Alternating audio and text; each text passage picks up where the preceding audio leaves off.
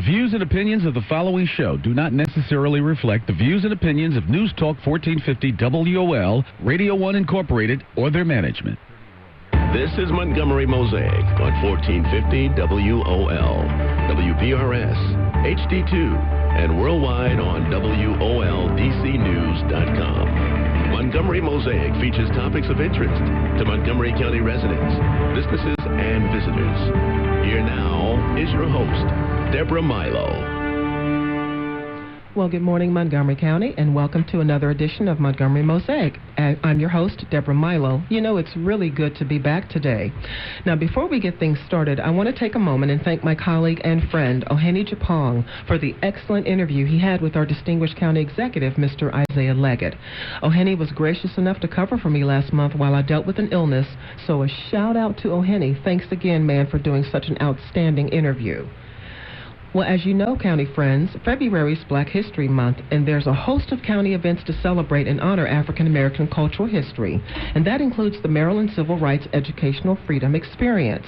Now, registration is open for this historic bus tour, which actually retraces the steps of Dr. Martin Luther King Jr. and other civil rights heroes. Now, this is a chance to relive the history of the Freedom Trail, the Montgomery bus boycott, the Greensboro sit-ins, and other significant events of the American Civil Rights Movement. Now, stops on the tour are going to include the Birth Home Museum of Dr. King, the new Rosa Parks Museum, the Freedom Rides Museum, the famed 16th Street Baptist Church, and the Lorraine Motel, and so much more. The bus tour will leave from Rockville on April the 8th and return on April 16th, which happens to coincide with the Montgomery County Public Schools spring break. And I know a lot of parents are probably happy to hear that.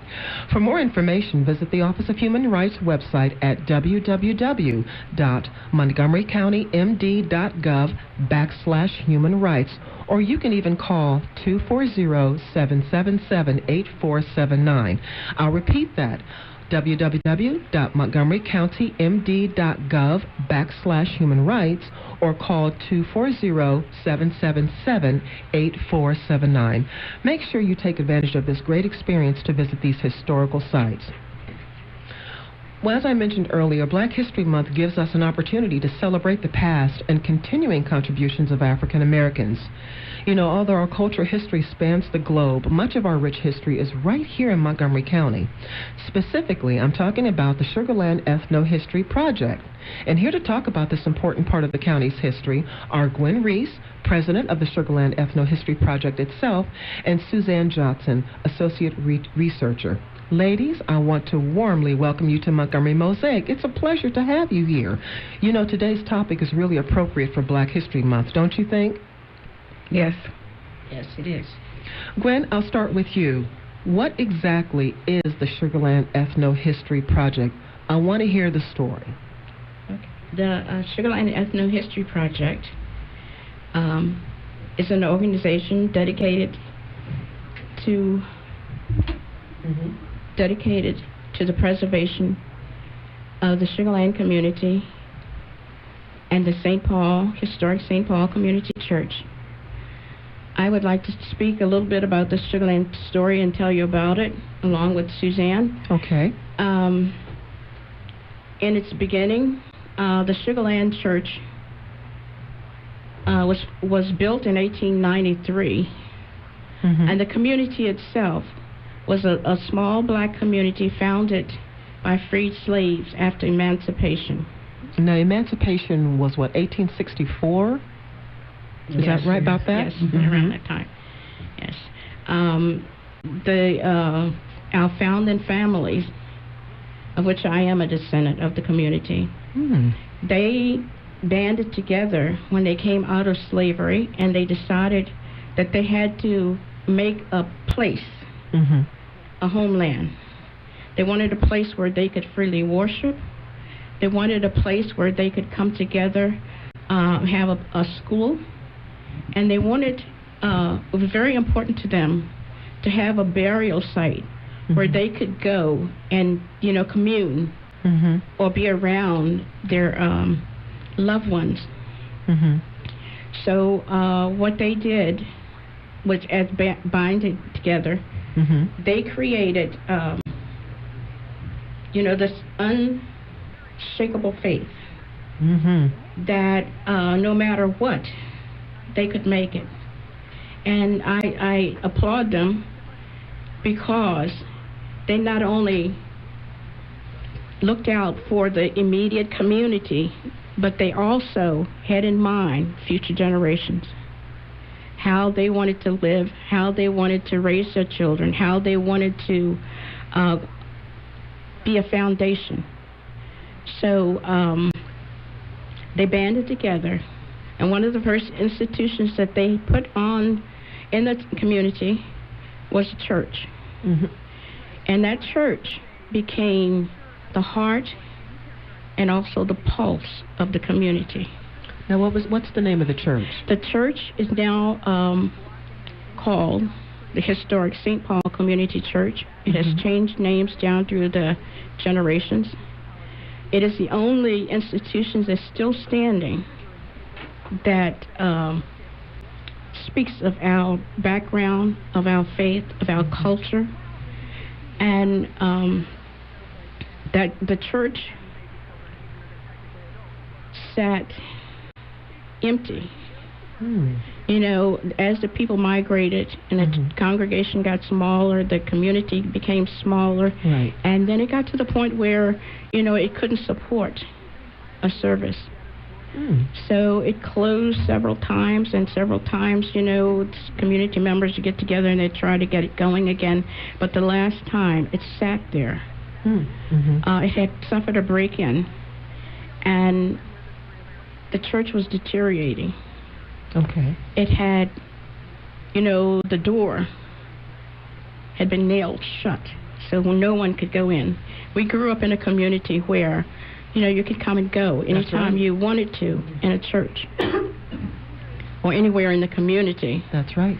And so watching, you know, the peeling paint and, you know, the door when I couldn't go in because I was so used to before and after work stopping by there. Right. And it was very hard to deal with. That has to be an emotional experience. Yes. Thinking of how our forefathers worked and labored so hard. Right. You know, to preserve a community for us. And here we're sitting here just letting it deteriorate, just letting it go to rot. It was over. There's an overwhelming feeling you know that you get when that connection is broken. Of course. So I basically gathered together a few of the community, and we got together and we painted the church and we reopened it the last time. And because there was no means of generating a congregation, I began collecting stories before some of the elder members passed. Of course. And just collecting different artifacts, anything I could find or get my hands on. Right. And so I guess out of that, you know, we gradually met with Suzanne, cousin that I hadn't seen for years, and we forgot what each other looked like. Wow, so Suzanne is your cousin. Yes, we're cousins. Suzanne, did you grow up in Sugar Land also? No, but my grandfather lived there. But his house is still there, about maybe not quite a quarter of a mile down from the church. And I just remember going up there during the summertime, staying with my cousins who lived at his house, walking up to the church, sitting there in the front row behind my grandmother. My grandfather was a trustee. You had to behave. Yes, you did. Or you would be in trouble. That's right. But didn't realize. I had known Gwen a while ago, and we kind of got together because she was looking, like you said, for artifacts. She was looking for some pictures, and the rest is history. We've been on a roll ever since. This is amazing to me. So, ladies, where did the name Sugar Land come from? Basically, in the beginning, it was called Sugar Land Forest. Okay. Then later, the forest part dropped, and it just became Sugar Land. The name Sugar Land Forest was because there were so many sugar maple trees in the area. So it carried that name, Sugarland Forest. However, there is a folk tale. Now, you know I want to hear that, right? Yeah. Well, the folk tale was that it was named Sugarland because the women there were so sweet. So that's why it was Sugarland. Oh, so that explains you and Gwen being so sweet. Okay, now I understand. Now I like that. I like that. Listeners, I want to thank you for tuning into Montgomery Mosaic on Talk Radio 1450 WOL. I'm your host, Deborah Milo, and today I have the pleasure of talking to Gwen Reese and Suzanne Johnson of the Sugarland Ethno-History Project. Excuse me. And we're talking about the intriguing history of the community called Sugarland right here in Montgomery County. Suzanne, now where is Sugarland located precisely? I know I have it confused with Poolsville. Yeah, it's very close to Poolsville off of 107 and Sugarland Lane. Off of 107 on your way to White's Ferry. You make a left there, you'll be on Sugarland Road, and you'll go all the way back and you'll see the church. When we were talking a few weeks ago and you were telling me the stories, Gwen, I'm telling you, I went home and told my husband, you are not going to believe what I had a chance to learn this evening. And he looked at me and I told him some of the things that you shared with me. And I'm telling you, we both just sat there in utter amazement. And of course, immediately we went and got on the website so that we could look and just kind of take in some of all the information that was there. So now, talk a little bit about what types of artifacts have you come across and how did you get them? Well, we have many artifacts that came out of the community, and I began with my house. Wow. What was left down from my parents and my parents' parents, and I began talking to family members and telling them, if you are cleaning out your attic or whatever you're doing and you don't want this, call me. Hand it over. Yes. So it got to the point where people began to say, this looked like something Gwen would want. So they'd call me. So I collected a lot that way. What we're trying to do is get the enough artifacts together to kind of represent the life and history of the community through artifacts. We're also collecting data. Okay. We're documenting the cemetery because they're, back in the early years, they didn't have markers such as today. No, they didn't. And you know what, Gwen? What we're going to do is we're going to take a quick break, and we're going to come back and talk more about the Sugarland Ethno-History Project. Folks, you're listening to Montgomery Mosaic on Talk Radio 1450 WOL, and when we come back, we'll talk more with Gwen Reese and Suzanne Johnson about the Sugarland History Project. So stay with us.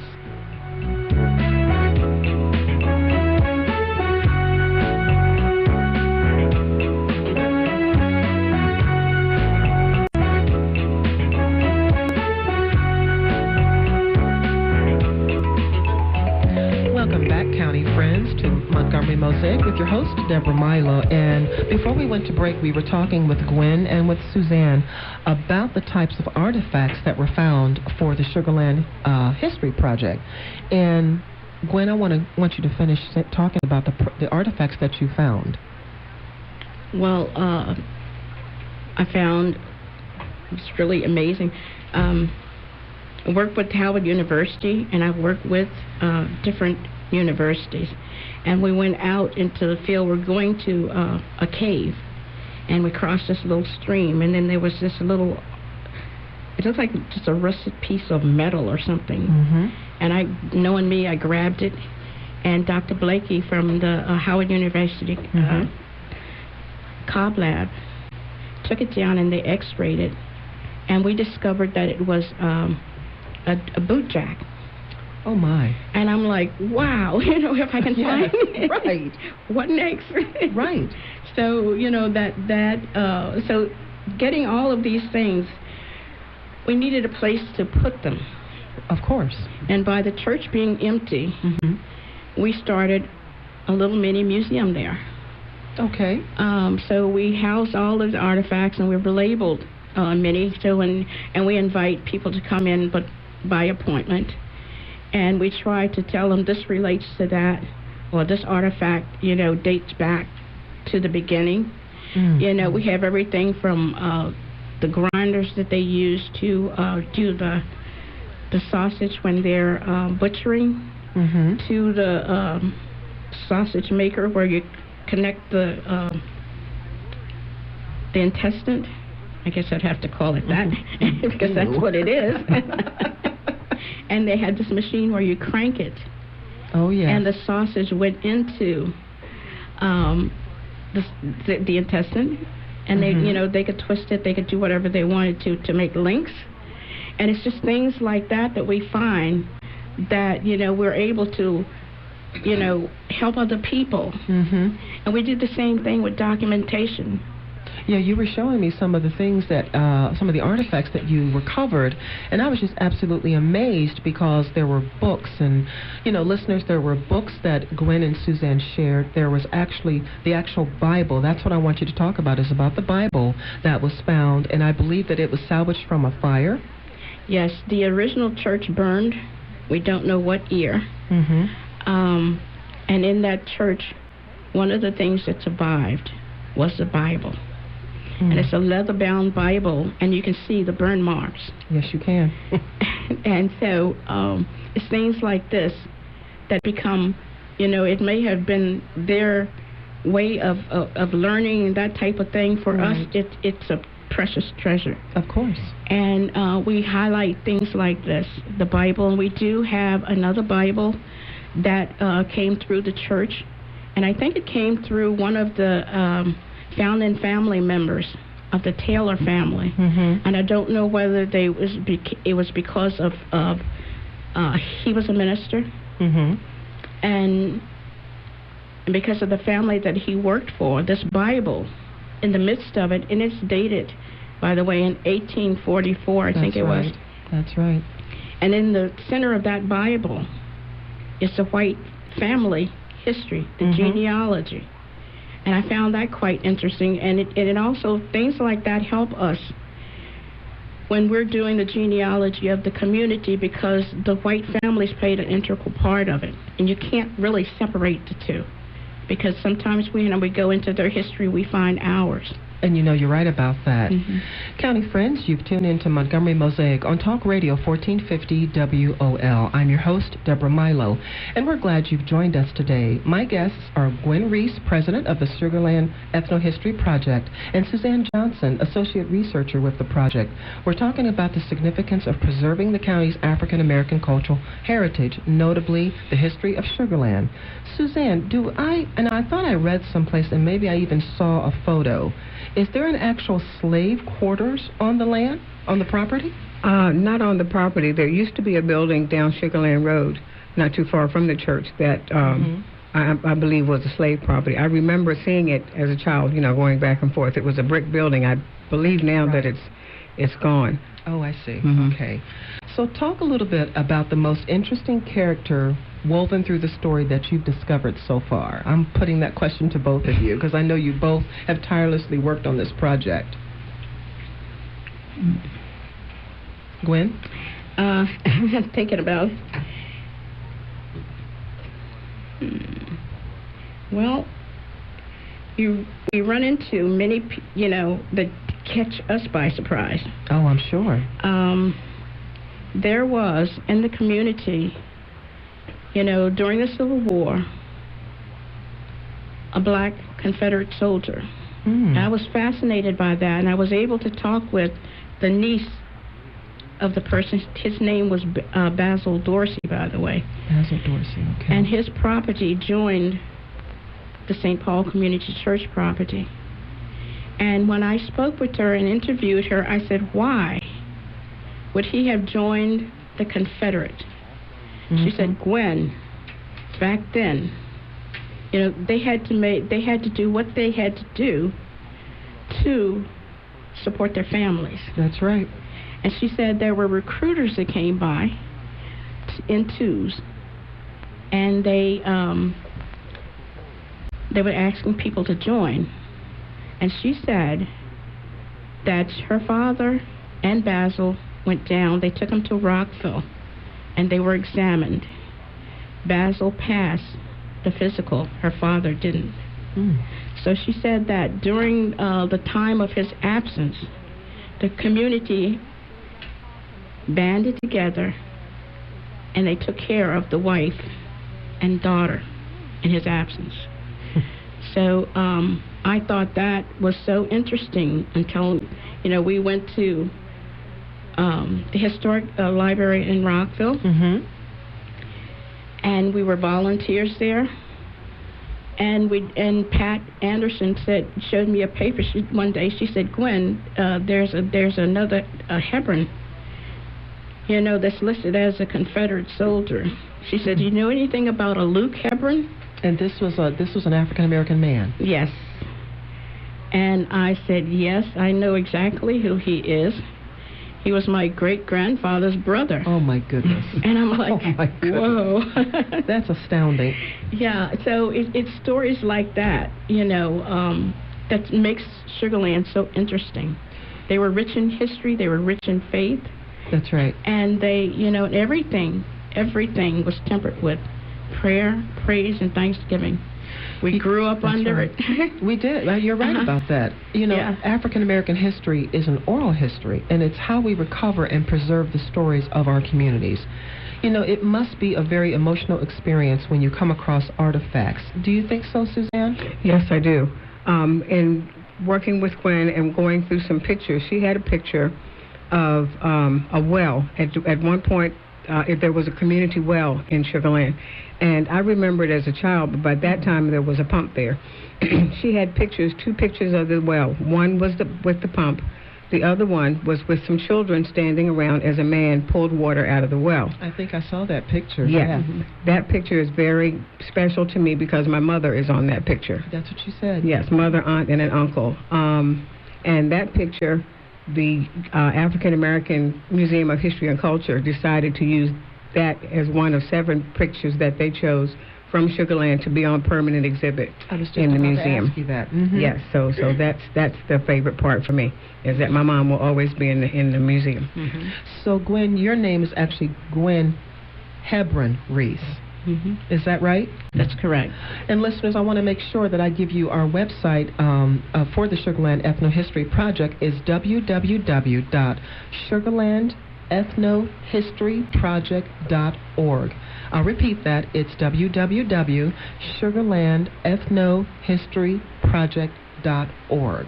It's really important that you visit the website, and I encourage you to actually go and visit the historic St. Paul Community Church. And you know something? Stop. Take your young people. Make sure that you have a chance to share with them about this important piece of history. Now, I want to ask one more question. I know this work is important to you both, Gwen and Suzanne. What can you leave our audiences with? Anything insightful? Well, what I would leave them with is that, we have a history that traces back, and our roots. It helps us to go forward. I would leave with them that the founding families, they not only looked out for each other, but they had an eye out for the future generations. And I think that if we can come together, it's almost like there's a gap between them and us. And what we're trying to do is to bridge that gap. And we'd like to be able to present a whole picture to the audience that, or the family, whoever is interested, so that they can understand the importance of faith and the importance of a determined mind and the importance of willpower, how if you come together, you can get things done. And I think you said it best. Yeah. Ladies, this has been a wonderful and educational discussion and an amazing experience for me personally, but I'm afraid that's all we have time for today. We'll have to ask you to come back. Thank you so much again for being our guests. County friends, I want to thank Gwen Reese and Suzanne Johnson of the Sugarland Ethno-History Project for sharing their story with us today. And as always, I want to thank you for tuning in and sharing your time. Now listen, don't forget, tune in again next month for another Montgomery Mosaic on 1450 WOL, WPRS HD2, and of course, worldwide on WOLDCnews.com. Till next time, remember Gwen's words. We must go back to our roots to understand our future. Asante Sana. You've been listening to Montgomery Mosaic, featuring topics of interest to Montgomery County residents, businesses, and visitors. For more information or a copy of the show, email public information at montgomerymd.gov or call 240-777-6507. Be sure to tune in at this time on the second Wednesday every month for Montgomery Mosaic on 1450 WOL, WPRS, HD2, and worldwide on WOLDCnews.com.